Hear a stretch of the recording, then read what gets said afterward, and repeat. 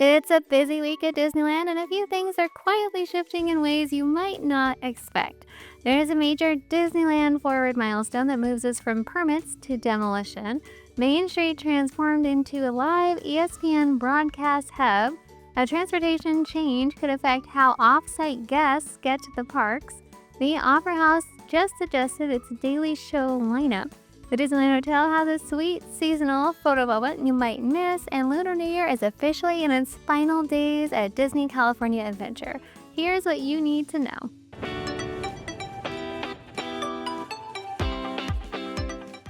Hey everyone, it's Julie from Main Street USA Studios. The biggest news hitting the wires this week is a major milestone for Disneyland Forward, and this one is squarely focused on the east side of the resort. On February 11th, Disney officially filed a demolition permit for the Team Disney Anaheim East office building.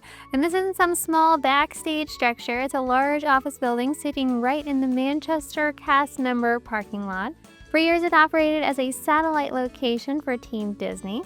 And so now it's being cleared to make way for the brand new Eastern Gateway Transportation Hub. Now, this is going to be a massive 3.2 million square foot project anchored by an 8-level parking structure with 6,000 spaces, 302 electric vehicle chargers, and a dedicated rideshare and drop-off area. The entire goal is to reroute guest arrival patterns, pulling more traffic off Harbor Boulevard and local neighborhood streets, and instead bringing guests in directly from Disney Way. The plan also includes a large pedestrian bridge soaring over Harbor Boulevard, the one we see in all the concept art, creating a more seamless and controlled entry experience before the guests even reach security. Okay, so this sounds like a lot of infrastructure talk, but this is the domino that has to fall first. By relocating the transportation hub and parking lot to the Manchester lot, Disney opens up the current Toy Story surface parking lot for full redevelopment. And that's where the fun part starts. The Toy Story lot isn't earmarked for theme park lands like Avatar or Coco. Those are the ones that are going to be in the park and near the park. Instead, this space is being positioned for a completely new mixed-use entertainment district. Think something in the spirit of downtown Disney, but built from the ground up across from the parks. And Disney's early planning concepts describe transforming the Toy Story lot into a walkable district featuring shops and dining, full-service restaurants, entertainment venues, and even potentially hotel space. Which is really exciting. Disney's updated zoning approvals do give them room to add new hotel keys as part of this redevelopment. The idea is to create more guest-friendly experiences that aren't gated behind the theme park ticket. Something closer to the feel of Disney Springs, Downtown Disney, or Disney Town at Shanghai Disney. Of course, we don't know all the details yet, but this demolition permit is the first tangible sign that the eastern side of the resort is moving from concept art to concrete. And Main Street transformed into a broadcast hub this week as ESPN prepared for the first ever Super Bowl handoff from Disneyland. If you were in the park, you were very lucky and likely saw live sets for the First Take and Sports Center right in Town Square.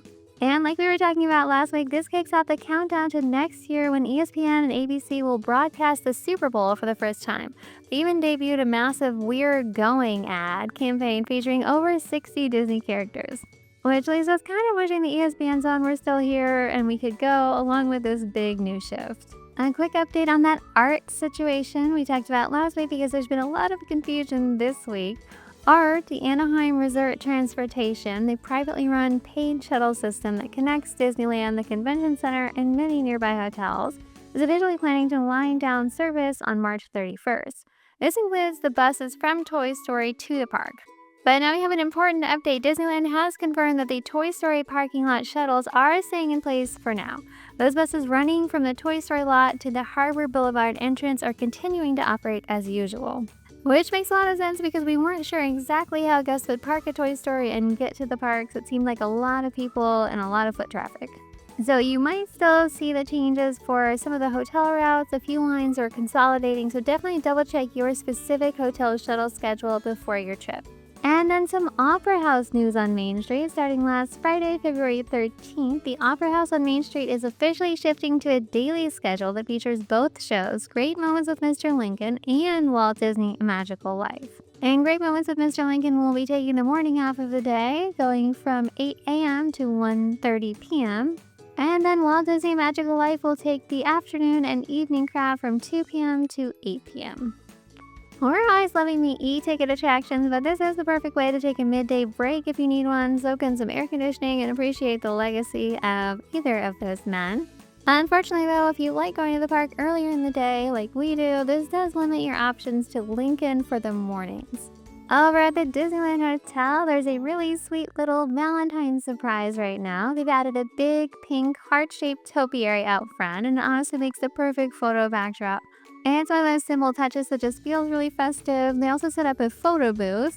And right next to the topiary, there's a large pink trumpet tree in full bloom. So the timing could not be better. The Disneyland Hotel is honestly one of the best spots on property for anyone who appreciates standout botanical moments. They've got some rare species of trees over there and these vibrant seasonal blooms. And so we are officially now in the final countdown for the Lunar New Year celebration over at DCA. If you haven't made it down yet, you have until February 22nd, next Sunday, before the Year of the Horse festivities are over. So make that your last call for these fan favorites like the bulgogi fried rice and that refreshing peach basil whole fruit tea. Although the food booth lines have been absolutely insane, they're super long this year. Also be sure to check out Mulan's Lunar New Year procession. This one has been a huge draw this year, so if you want to see Mulan, Mushu, and Horus, horse collar, plan to stake out your spot in your Little Mermaid at least 30 minutes early. Showtimes are 4 times a day at 12:45, 2:30, 5 p.m., and 6:45 p.m. And a tip for Sip and Savor pass holders: if somehow you find yourself on the final day with extra tabs and you just can't eat anymore, don't let them go to waste. You can often use those remaining tabs for sealed bottled drinks or non-perishable snacks at the festival marketplaces to take home. Make sure to check out the Sip and Savor icon on the various menus to find out which items. And closure and construction updates starting in Disneyland. The big news: Rise of the Resistance reopened unexpectedly this week. We had seen it closed for another several weeks on the construction calendar, but it opened this week and no major changes other than small cosmetic things like there was some fresh paint in the queue. Well, you definitely didn't see any changes that would be due to the new timeline change coming in April. August Cantina is still closed and reopens March 14th. And Jagca's Coolers reopen. We didn't notice anything timeline related there either. Jungle Cruise closes this Tuesday with no reopening date for over a month. Space Mountain closes quickly February 23rd, reopening February 27th. And big news this week: big fences up around Edelweiss Snacks. This is the food option across from the Matterhorn line entrance. This wouldn't be a big deal except that the fences go beyond the footprint of the shop. So we're wondering what is going on there, what's maybe being added.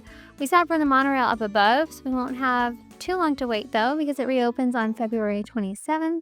Also new this week: Pirate's Lair over on Tom Sawyer Island closes briefly March 2nd through 6th. Over at DCA, the saga continues with Grizzly River Run. It is still empty and closed with no reopening date through end of March. Jumpin' Jellyfish will close February 23rd, reopening March 6th. Golden Zephyr is set to close on March 9th, reopening March 18th. And Downtown Disney definitely needs that space back that's currently blocked off by the construction walls around the new Portos. We were there over Valentine's weekend and the Esplanade was packed. The lines were really, really long. And having those walls open made it even harder to figure out where to stand or even how to get to the line.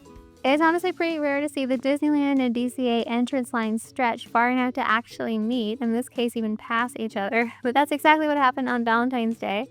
The Porto's construction setup definitely isn't helping the flow, and since those walls are going to be up for a while, I'm hoping and expecting Disney to eventually add more signage or some kind of crowd control to help manage. Also right now, the walkway in front of that orange flower fountain is completely cut off and guests are being routed around that, up the tram loading ramp, and back down into the Esplanade. Which works, but it's not exactly smooth. Needless to say, we are very excited for the new Portos to be completed. Thanks so much for watching, everyone. If you liked this video, make sure to subscribe for more.